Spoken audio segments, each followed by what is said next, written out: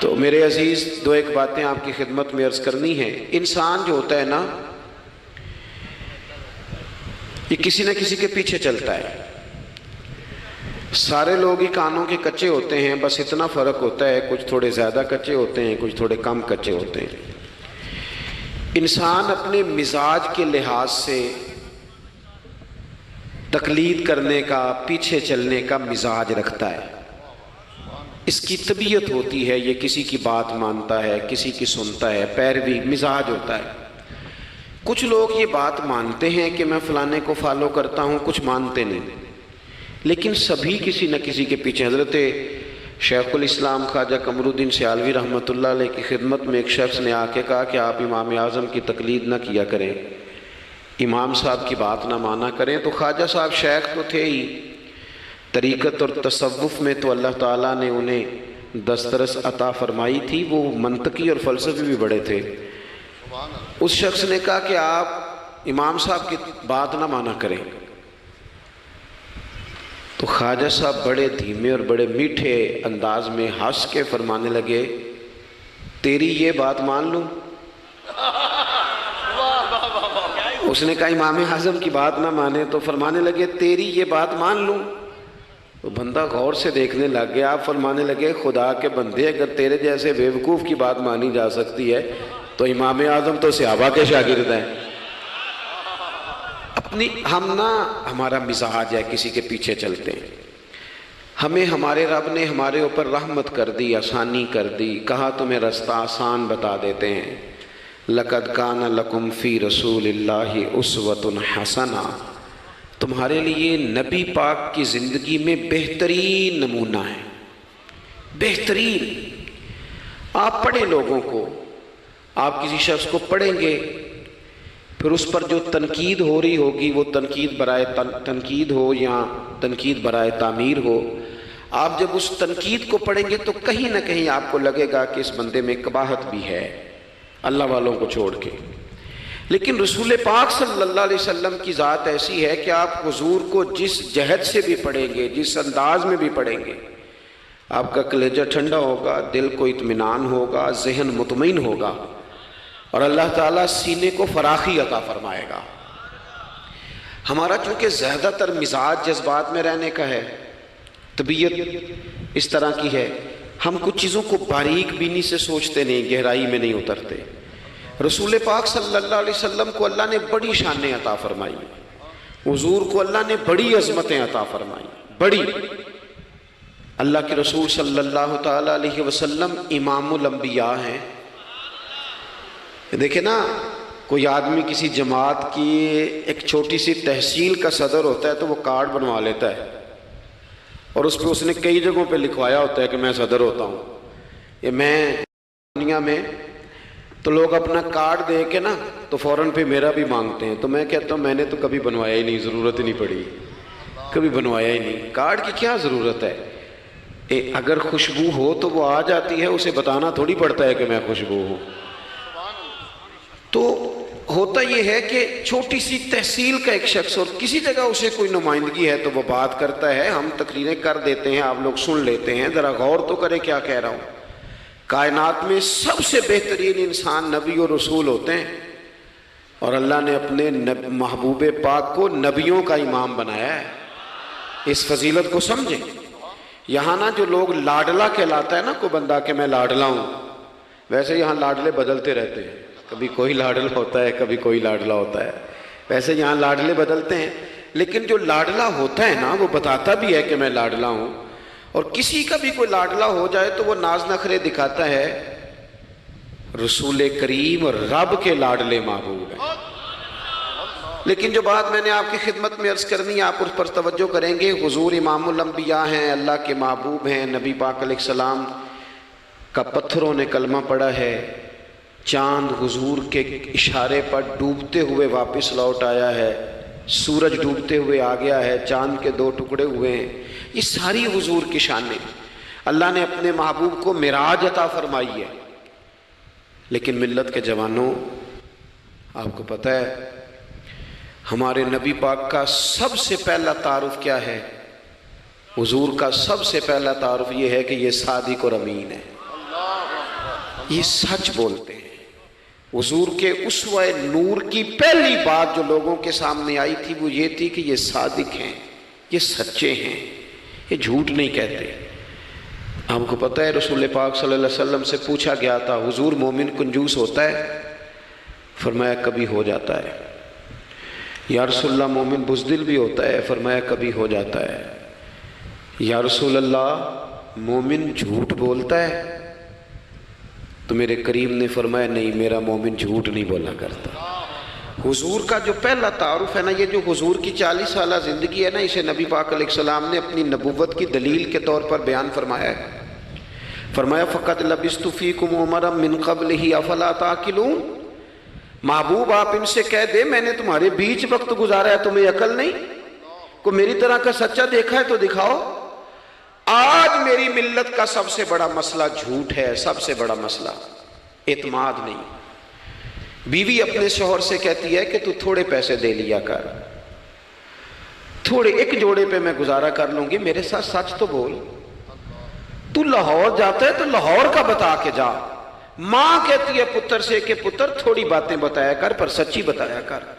قوم کا اعتماد اٹھ گیا سیاستدانوں سے، تم نے لمبے چوڑے وعدے کیے، تم نے بڑی باتیں سنائی۔ تم دیکھیں نا، آپ کی توجہ اگر ہو تو میں ایک حوالہ اس طرح کا بھی عرض کروں آپ کی خدمت میں۔ سبز باغ دکھا کے لوگوں کو کبھی پریشان نہیں کرنا چاہیے، کبھی بھی۔ یہ ہمارے پیر بھلا کیا کرتے ہیں بیچارے، ایک کرامت اللہ خیر کرے کبھی کوئی ایک بن جاتی ہے نا تو پھر وہ کمپنی کی مشہوری کا ذریعہ بنتی ہے۔ وہ کہتے ہیں اس کرامت کو بھی فیس بک پہ ڈالو۔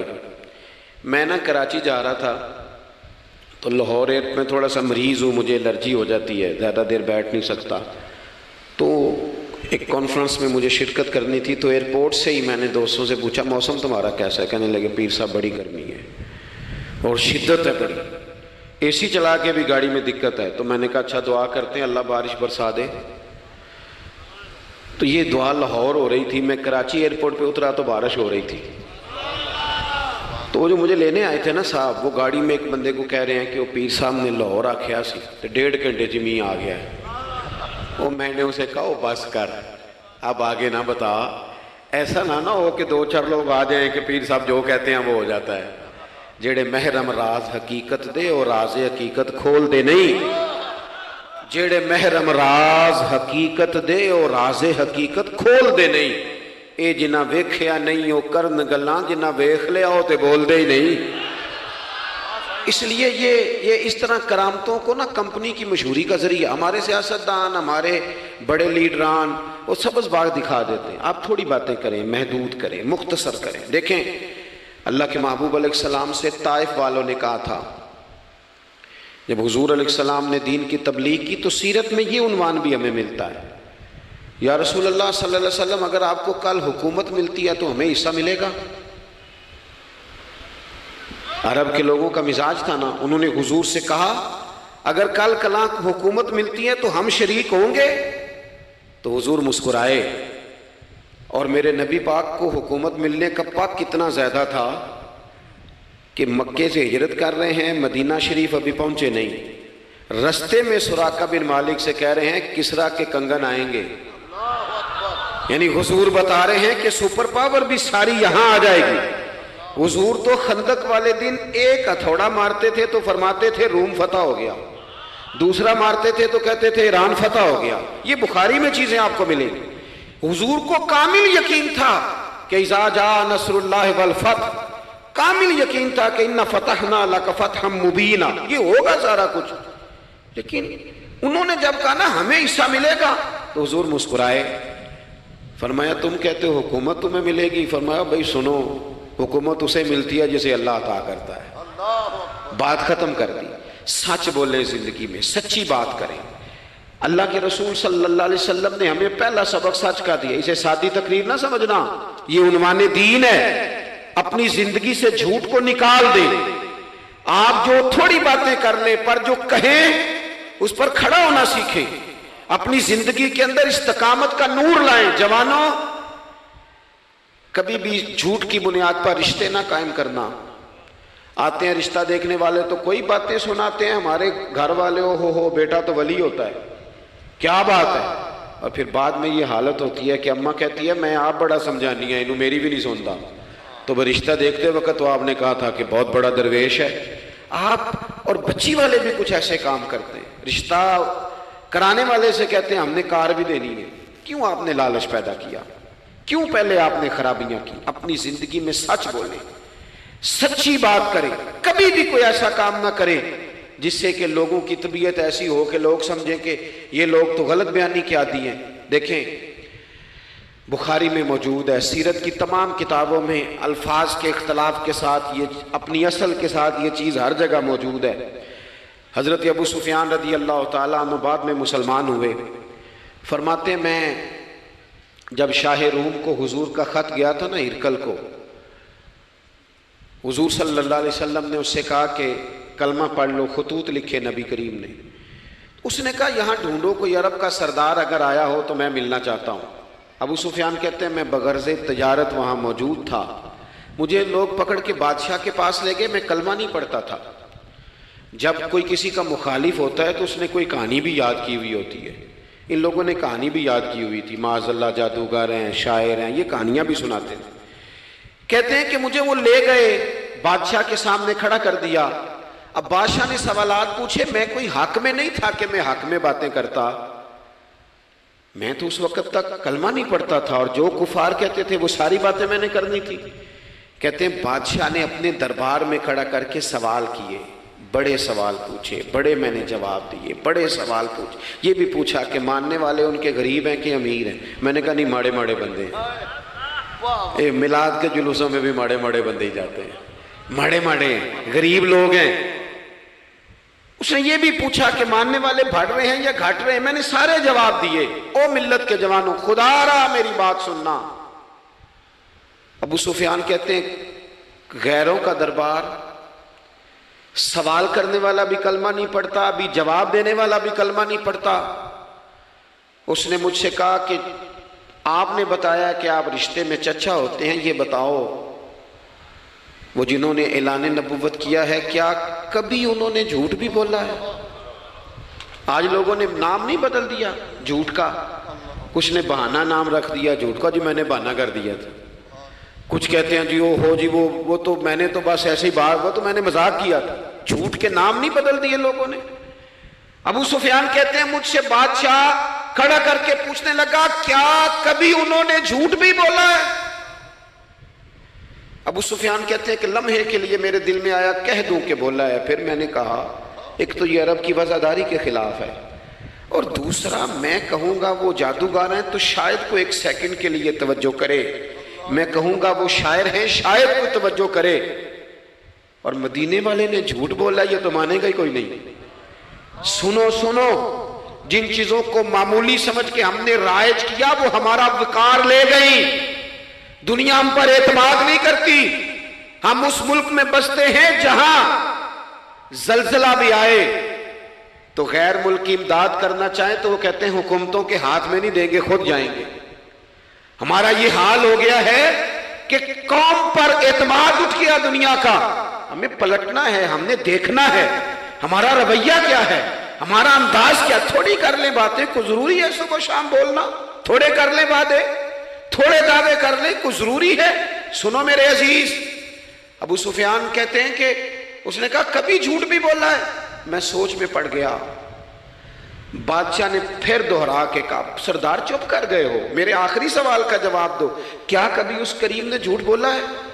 ابو سفیان کہتے ہیں میرے ہاتھ میں چھڑی تھی، میں نے وہ زمین پر رکھی اور میں کھڑا ہو گیا، میں نے کہا سردار سن، وہ میرے رشتے میں بھتیجے ہیں، میری بڑی مخالفت ہے، میں نے ان کے خلاف جنگیں لڑی ہیں، کبھی وہ غالب آئے کبھی میں غالب آیا، آج تک میں لڑ رہا ہوں، لیکن میں ایک بات تمہیں ذمہ داری سے کہتا ہوں، میں غیر نہیں ہوں، وہ میرے بھتیجے ہیں، میں نے ان کو ماں کی گود میں بھی دیکھا ہے، دادا کے کندھوں پہ بھی دیکھا ہے، چچا کے گھر میں بھی دیکھا ہے، ختیجہ کا دولہا بنے بھی دیکھا ہے، زینب سے لے کر فاطمہ تک بیٹیوں کو گود میں کھیلتے بھی دیکھا ہے، میں نے انہیں بدر اور احد میں آتے بھی دیکھا ہے، میرے سامنے پیدا ہوئے اور میرے سامنے ان کے بالوں میں سفیدی آئی، مخالفت اپنی جگہ پر، پر میں تمہیں یہ بات ذمہ داری سے بتاتا ہوں، اس محبوب کی زبان سے جو بھی نکلتا ہے حق اور سچ ہی نکلا کرتا ہے۔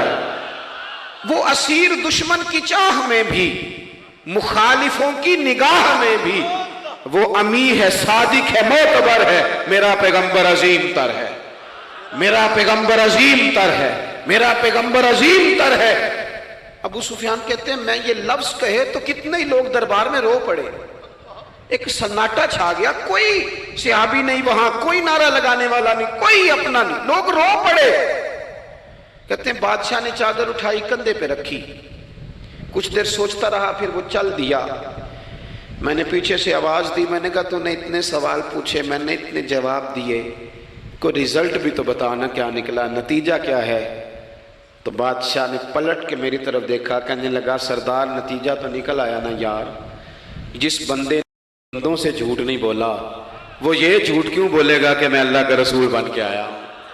اس نے او میرے بھائی اپنی زندگی میں سچ لاؤ، خدا را ہمارے گھروں سے لے کر حکومت کے ایوانوں تک ضرورت سچ کی ہے، ضرورت سچ کی ہے۔ دوسری بات، اپنی زندگی میں دیانتدار ہو جائیں، چھوڑ دے سامنے والا کیا کر رہا ہے، میں اپنے اس ممبر سے دیانتدار ہوں کہ نہیں، یہ میں نے اللہ کو جواب دینا ہے۔ میں نے اتنی عزت سمیٹی ہے، دین کے نام پہ سمیٹی ہے، میں نے اللہ کو جواب دینا ہے۔ ہم سارا دھیان دوسروں کا رکھنے لگ گئے۔ حضرت خواجہ نصیر الدین چراغ دہلوی رحمۃ اللہ علیہ سے بادشاہ نے آ کے وظیفہ پوچھا تھا، حضرت کو وظیفہ بتائے، تو خواجہ صاحب فرمانے لگے اپنا کام دیانتداری سے کر، یہی سب سے بڑا وظیفہ ہے۔ اپنی زندگی میں دیانتداری، امانت داری، آپ اس طرح کے ہو جائیں کہ آپ جس طرح آپ سمجھے نا کہ یہ حرام جانور ہے تو میرے منہ میں جائے گا تو مجھے الٹی آئے گی۔ آپ کبھی دیکھیں نا کہ حرام گوشت کوئی آپ کو بتا دے، آپ دو لقمے آپ نے کھا بھی لیے، لطف آیا، تو کسی نے کان میں کہا یہ تو ذبح ہی نہیں ہوا تھا، بیمار تھا، تو الٹی آ جاتی ہے کہ نہیں؟ بولو، کیا آ جاتی ہے؟ انسان کا ذہن قبول کرتا ہے حرام کھانے کو؟ 2 کلو گوشت پہ الٹی آتی ہے تو 2 کروڑ روپے پہ کیوں نہیں آتی؟ ہمارے ایک دوست ہیں، یونیورسٹی کے لیکچرار ہیں، مجھے ایک دفعہ فرمانے لگے پیر صاحب عجیب بات ہے، ایک بندے کو نا کہیں جوتا پڑا مل گیا، بڑا قیمتی تھا پر ایک پیر تھا جوتے کا۔ ہماری دیانتداری کچھ اس طرح کی ہے، ایک پیر ملا، جوتا بڑا قیمتی تھا، مہنگا تھا، تو اس نے اس کا مالک ڈھونڈنا شروع، یہ کس کا ہے، یہ کس کا ہے، یہ کہ وہ شور کر رہا ہے، لیکن تھوڑا سا آگے جا کے جوتے کا دوسرا پیر مل گیا، پر اس نے مالک ڈھونڈنا بند کر دیا۔ اس کو اب اس کا دوسرا پاؤں مل گیا تو اب اس نے، یعنی کئی دیانتدار بڑے دیانتدار ہیں لیکن دوسروں کے معاملے میں، اپنے معاملے میں نہیں۔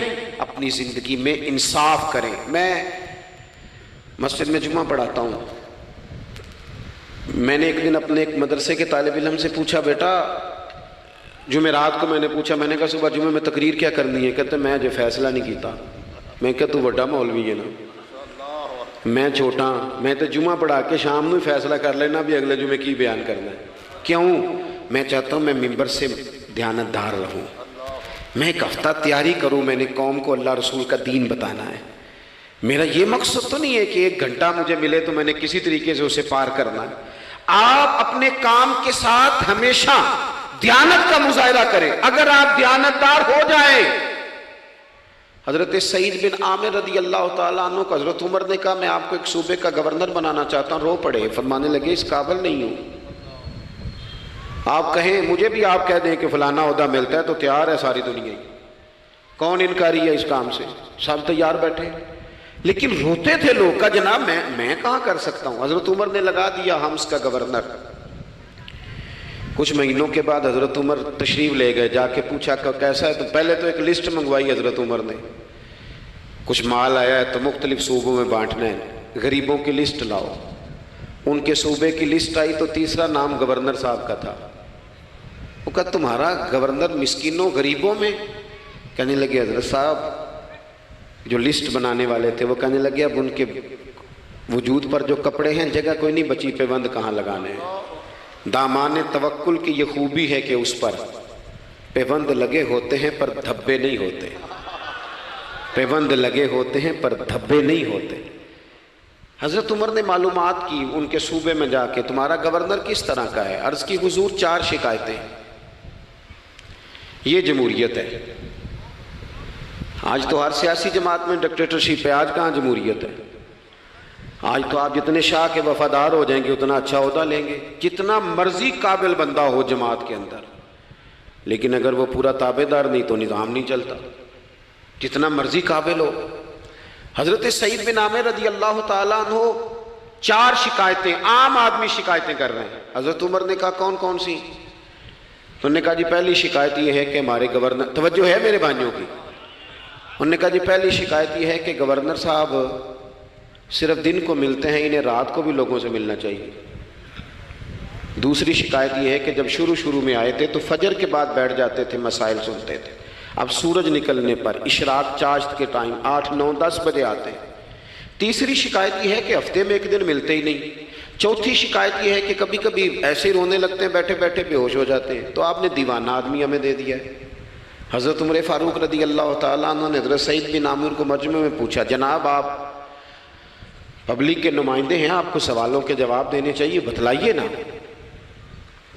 اور یہ پبلک کے نمائندے صرف سیاستدان نہیں ہوتے، پیر صاحبان بھی ہوتے ہیں، مسجد کا خطیب بھی ہوتا ہے۔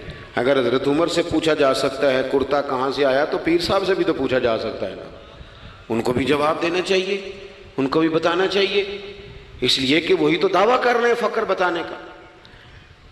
تو حضرت عمر نے 4 سوال کہا، سعید آپ کے ذمے 4 سوالوں کے جواب ہیں۔ تو حضرت سعید بن عامر نے گردن جھکائی، کہنے لگے پہلے ہی کہا تھا میں گورنری کے قابل نہیں۔ فرمایا اب تو بن گئے ہونا، جواب تو دینا ہے، حضور بتلائیے۔ فرمایا پہلا سوال آپ سے یہ ہے کہ یار لوگ کہتے ہیں رات کو کام پڑ جاتا ہے اور آپ ملتے نہیں۔ تو حضرت سعید بن عامر نے اپنی داڑھی پکڑ لی، عرض کی حضور یہ ساری سفید ہو گئی ہے، بڑھاپا ہے، دن مخلوق کے لیے رکھا ہے، رات اپنے رب کے لیے رکھی ہوئی ہے۔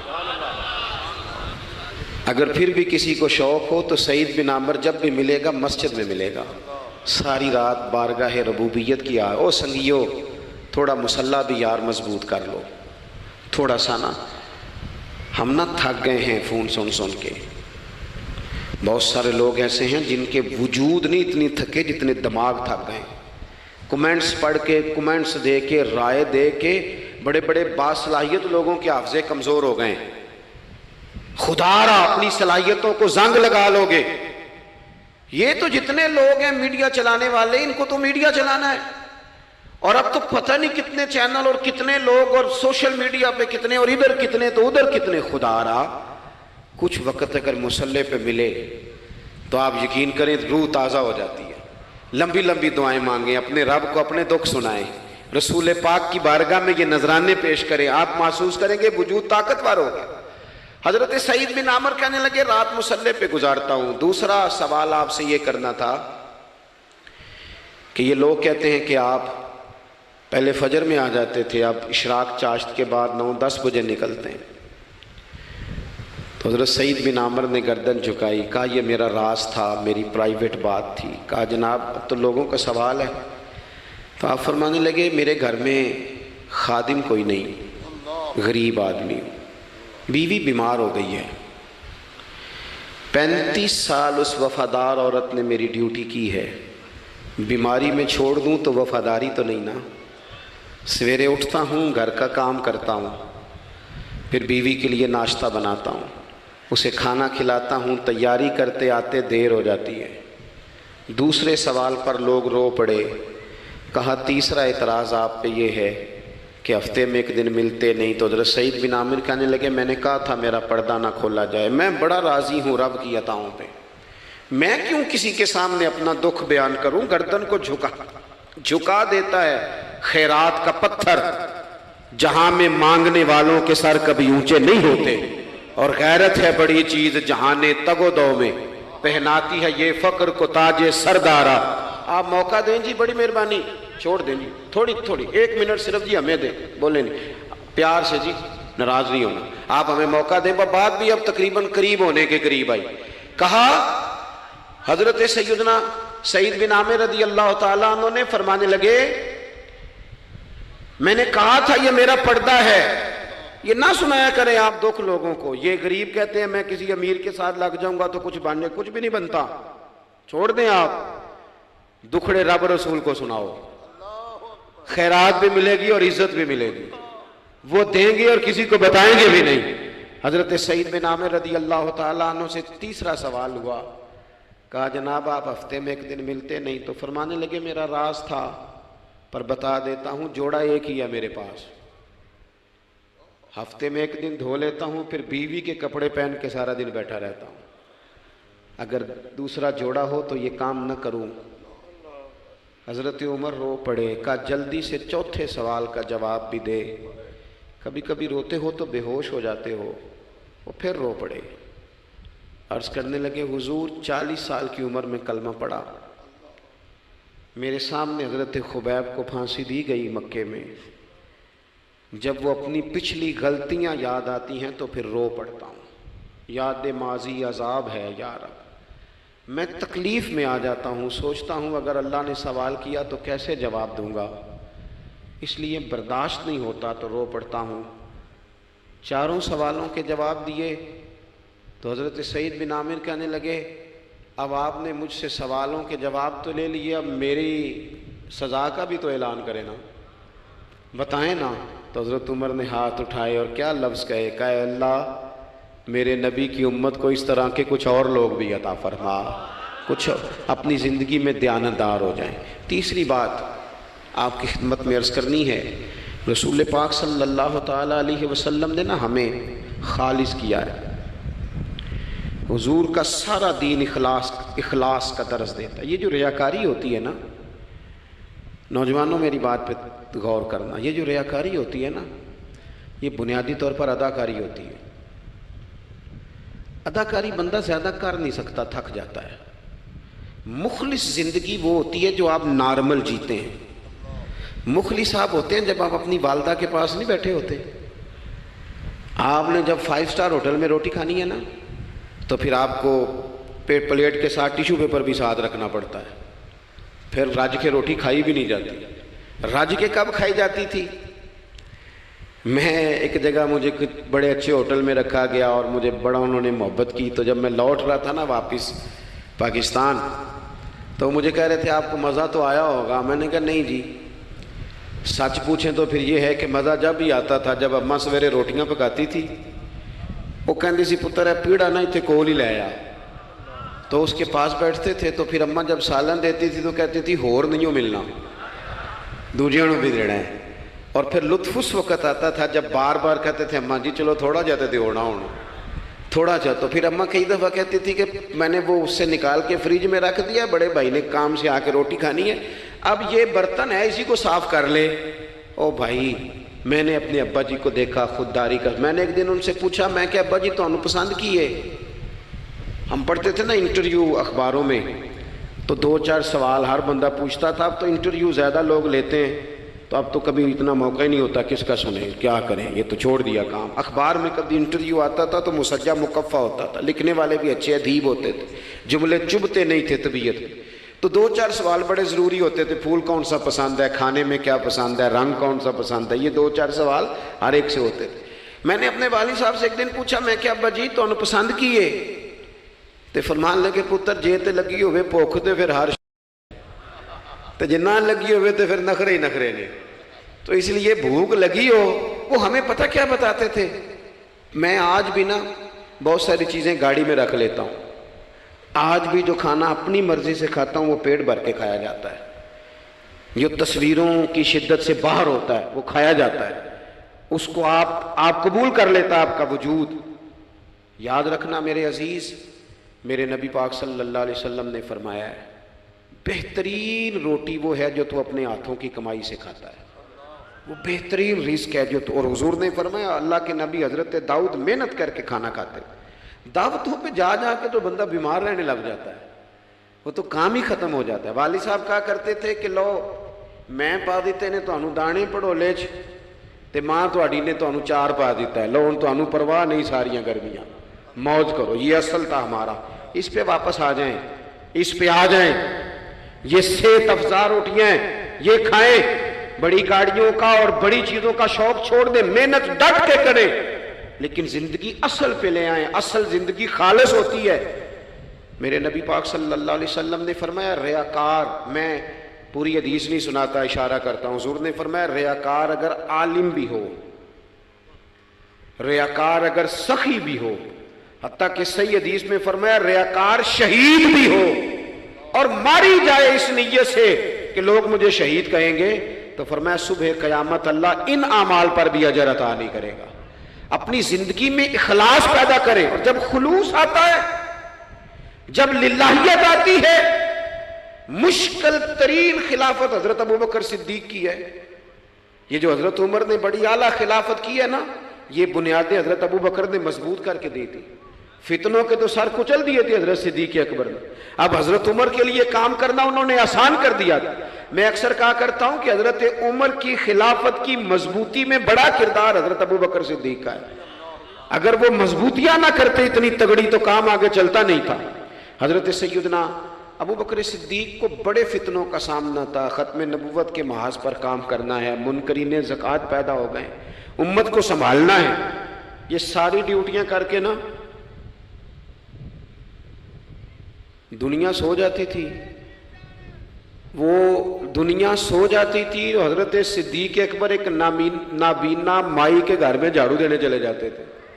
جب بندہ مخلص ہو جاتا ہے نا، ایک نابینا معذور عورت جھاڑو دے رہے ہیں، جب تھوڑا سا وقت بچتا نا عصر کے لیے، یہ ٹائم میں نے اپنے لیے رکھا ہوا ہے، تو مدینہ شریف میں ایک بیوہ تھی جس کی 5-6 بیٹیاں تھی، بیٹا کوئی نہیں تھا، اس کے گھر جاتے تھے، بکریوں کا دودھ دھو کے آتے تھے۔ معمولی آدمی نہیں، خلیفہ وقت کی بات، کس لیے؟ یہ کام روحانی تسلی کا باعث بنتے، یہ کام آپ کو سکون دیتے، یہ آپ کے اندر وہ طاقت پیدا کرتے ہیں کہ آپ لڑ سکتے ہیں دنیا سے۔ جب آپ کے پیچھے دعائیں ہوتی ہیں تو پھر میدانوں میں کھڑا رہنا آسان ہو جاتا۔ حضرت عمر فاروق فرماتے ہیں تیسرا دن تھا جناب صدیق اکبر کے وصال کو، میں مسجد نبوی شریف میں بیٹھا تھا تو 2-3 چھوٹی چھوٹی بچیاں آ گئیں، آ کے کہنے لگی چچا آپ خلیفہ بنے؟ میں نے کہا ہاں، ہمارے ساتھ چلیں گے؟ میں نے کہا پتر تمہارے ساتھ کیا ہے؟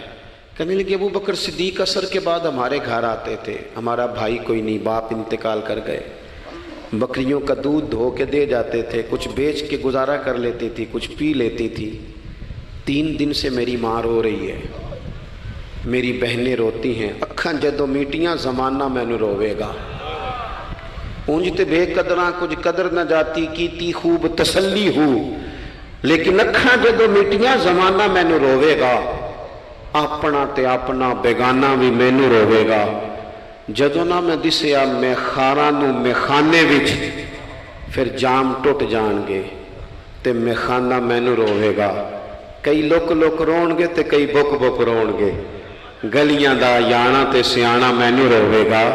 اور کسی نے کہا تھا میرے مرنے پہ ہر سو شور مچ جائے گا دیکھو گے، یہ رحمت کی امید لگاتے کہا، کرم کی امید، آج سے کہا، نذرانے میں کہا کسی درویش نے، کہنے لگے میرے مرنے پہ ہر سو شور مچ جائے گا دیکھو گے، کہنے الوداع سرکار خود تشریف لائیں گے۔ اور کسی نے کہا تھا کہ بعد مرن دے مکھڑا میرا ہو جاوے جے تازہ، پھر سمجھ لینا محبوب میرے نے آن پڑیا جنازہ۔ تو بھائی اپنی زندگی میں اخلاص پیدا کرے۔ ہم نا غریب لوگ بھی امیروں سے تصویر کھنچوانا پسند کرتے ہیں، امیروں سے اپریشیٹ کرنا چاہیے محنت کرنے والے آدمی کو، جس کو پسینہ آ گیا نا ریڑھی پہ کھڑے ہوئے، وہ بڑا باوقار آدمی، اسے پسینہ آ گیا۔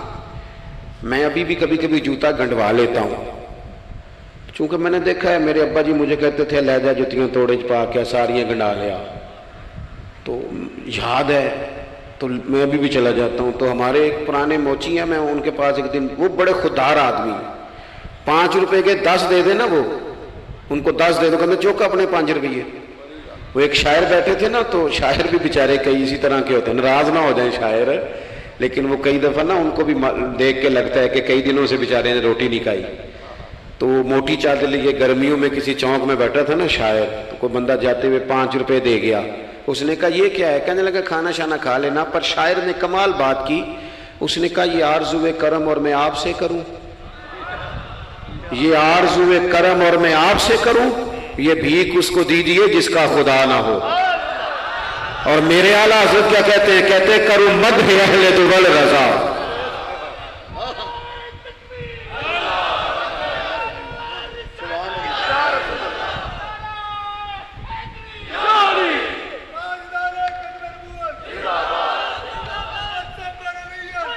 माशाअल्लाह। तो आप हजरात मेरी बात सुनेंगे, अपनी जिंदगी में इखलास लाएं, लिल्लाहियत लाएं। चौथी बात सुने, और मैं इसी पर बात समेटने की कोशिश करूंगा। अल्लाह के रसूल सल्लल्लाहु अलैहि वसल्लम की सीरत मुबारका में जो चीज़ आपको बड़ी नज़र आएगी ना, वो एहसास है।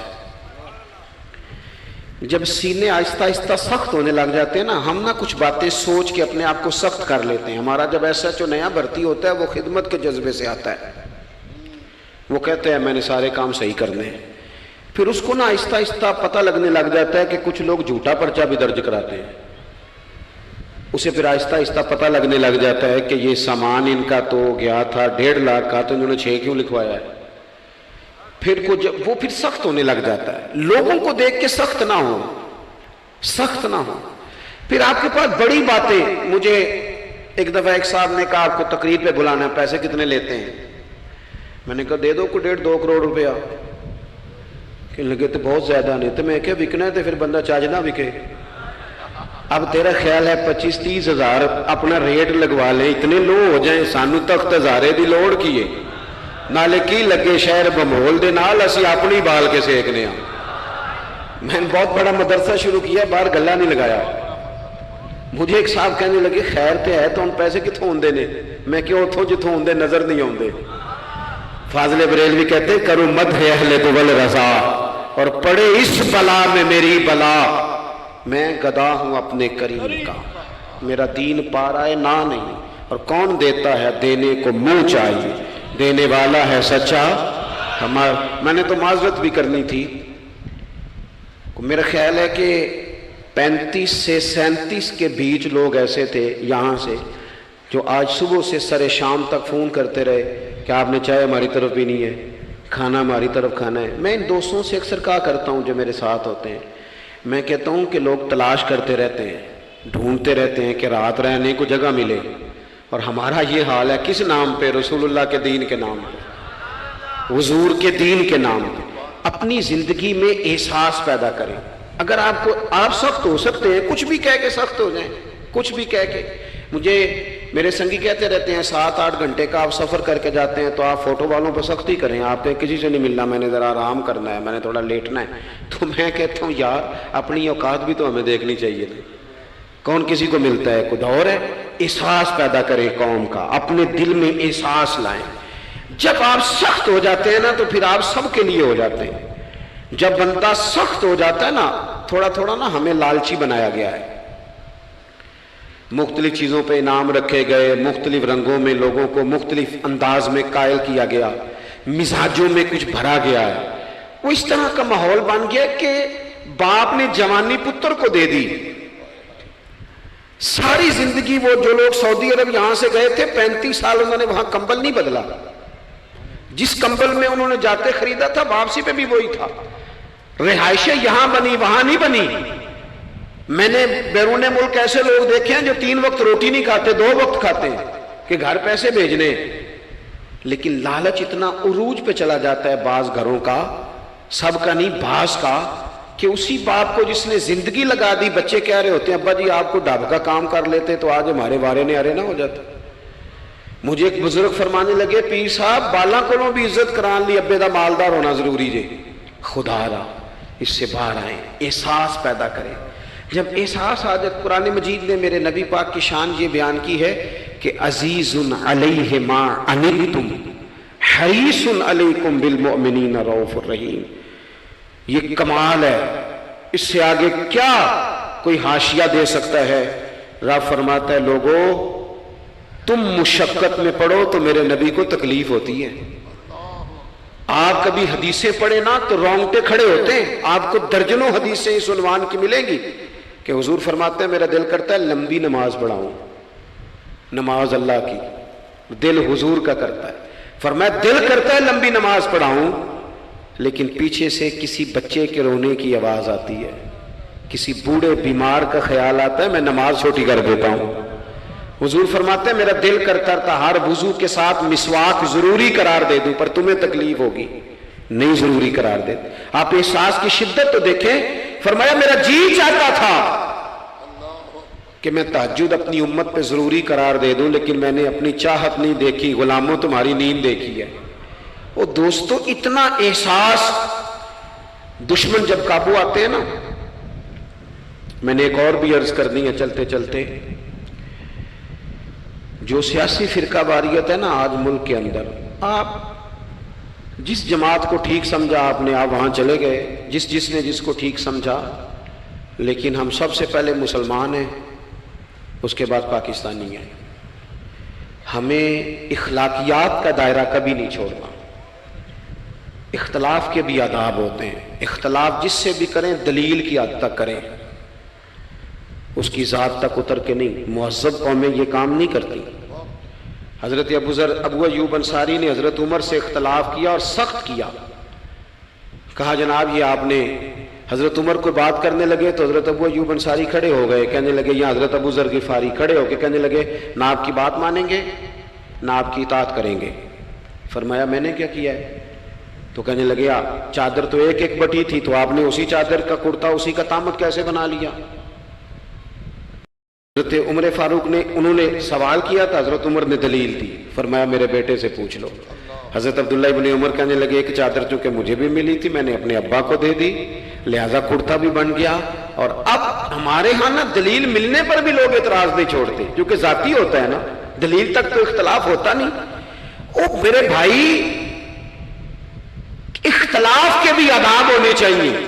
وہ کسی نے کہا تھا کہ تعلق توڑ دینے کے بھی کچھ آداب ہوتے ہیں، کسی کو چھوڑ دینے کے بھی کچھ آداب ہوتے ہیں۔ اور کسی نے کہا تھا کہ قاتل کو کوئی قتل کے آداب سکھائے، دیکھو دستار کے ہوتے ہوئے سر کاٹ رہا ہے۔ کوئی ایک چیز چھوڑ دے۔ ہمارے ہاں اتنی شدت ہو گئی، اور بچے ہمارے ورکر سیاسی جماعتوں کے، خدا را آپ نے یہیں بسنا ہے، یہی رہنا، یہ آپ کے اپنے لوگ ہیں، مہربانی کریں آپ ضرور ہائی لائٹ کریں کسی کی غلطی، لیکن دائرہ تہذیب کبھی نہ چھوڑیں۔